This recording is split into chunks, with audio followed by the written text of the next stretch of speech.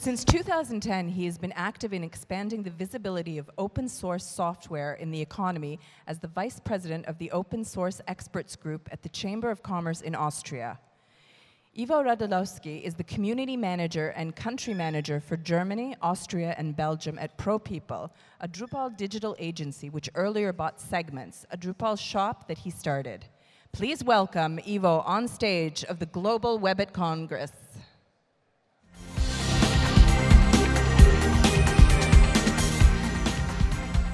Greetings! Oh, wow. So, I'm really excited to be here. It's a bit loud. So the question is, why am I here? First off, I'm at Segments, not at ProPeople, but that's another question. So 2 months ago, I've got an invitation to apply for the Global Webit Congress, and I did so. And by the end of the Audience Choice Award, I had 3,323 votes. Who are these people? So I'm not part of a global corporation, much bigger. I'm part of a global community, like the Webit community. Here, people who love technology, who love what they're doing, people who supported me to be here. And I want to say thank you. And a special thanks to the Drupal community, and of course, to my global network of friends. So today I want to share 3 stories connected to my life. First off, in 2003 I dropped off of a higher technical college because I had the feeling that my life is going to the wrong direction. And don't understand me wrong, I love technology and I love the concepts that we were learning there. But I had this urge to get out and do something really meaningful, like selling insurance. I mean, in fact, I ended up selling insurance to my family, to my friends, everyone who'd be willing to buy them, whether they need it or not. So it was a hard time making ends meet. Eventually it got better, I got a broker's license, things started to work out, but still, I was sick of running after people, selling them insurance, and I had to come up with something, come up with a better solution for people to buy insurance. So I came up with the idea to sell insurance online, compare them, and I built a minimum viable product with open source tools like Drupal, and eventually the platform became the largest platform in Austria, until I've learned about venture capital and what the competitors were going to do with it, but that's another story. So, with my insurance business, I actually participated in the disruption of an industry. And looking at the statistics, I see 70% of the companies that existed 10 years ago in the global top 500 don't exist anymore, they have vanished. So that's actually a huge number. And looking at different waves in the history, we see we started with producing, we produced a lot of things, then companies emerged that were good at selling and distributing things, then companies started to innovate, and eventually, right now, we're just in front of the next wave.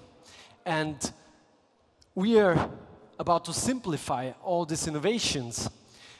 And so the question is, what is the experience web I'm talking about here?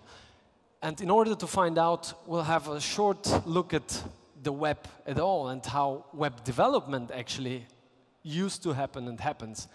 So in 1990, we had the static web. I still remember when I built my first website in pure HTML. And eventually some technologies emerged like PHP, MySQL, Apache, Linux, and we entered the era of the dynamic web. So in the dynamic web, it took a lot of steps actually to deploy a system, a website. And today we still encounter many companies actually that stay behind in the dynamic web. That's 1995. A few years later, in 2005, we entered actually the era of the assembled web. We started to use packages of code and design in order to build websites. So, like, for example, with Drupal, we have a core system that exists of many different functionalities. We have 26,000 modules that allow us to assemble different solutions. And then we have package solutions, like distributions for e-commerce, distributions for publishing, and so on. So, what is the experience web about? And what is next? The question is, are you ready for the next wave? The experience web, and I borrowed here a few slides from Acquia, one of the leading Drupal service providers, will interconnect a series of technologies to one, like augmented reality, machine learning, wearable technology, near-field communication, cryptocurrencies, drones, and geolocation services, personalization, social login. All these services will come together to one and create a whole new experience on the internet. So, as an example, if I see a nice jacket on the street and I want to buy it for my wife, I'd have to go online, look for stores to find it. I have to register, enter my credit card data, and eventually it will be shipped within a few days or weeks. Tomorrow, it will be much simpler. I will, and as Dries Buter stated, Drupal founder, tell my Glass, Glass, I want this jacket. And Glass will check it up. Eventually it will find the jacket at the White House or the black market, wherever. And then I say, buy now. And 30 minutes later, it will be dropped off wherever I am, because Glass knows where I am. And eventually, it will become one blink purchase instead of one click purchase. So, this complexity that is created over time can be only covered through open source technologies, which allow us to innovate on an accelerated base and marginal costs. So to put it in a simple way, in school, I was taught looking at what others have done and reusing it to create something else or better might be considered as cheating. But for me, later on, I've acquired this open source way of thinking, and today, this is actually our key to success. So with Segments, we operate on a global base, and I want to say thank you very much. Let's discuss this tomorrow at our table at S11. Thanks.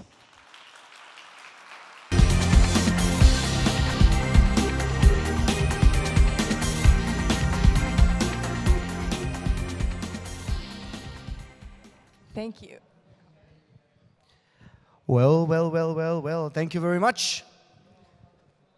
Okay, you were already announced like a winner, but of the speakers, one of the winners of the speakers selection. But I was laughing when I read your interview. Please tell me, what did you do? How did you win the speakers selection? So I activated actually all kinds of different communities. And one of the strongest communities is the community of Drupal that I introduced, and another strong community... Just an interruption. At certain moment, when you were looking for Webit on Google, you see Drupal. It's weird, you know. I don't know what this guy did, but there were you were somewhere at the very end of these 300 speakers. Yeah, it started a bit later. A bit later, and then you got something like, what, 10,000 votes or something? No, it's around 3,300. Ah, okay, 3,000. But it's still good enough. It's not bad, yeah. You can go for presidency. Thank you very much, mate. Thank you for joining. Thanks as well. I hope you enjoyed his speech. Thanks. It was the whole audience of Webit who voted for him.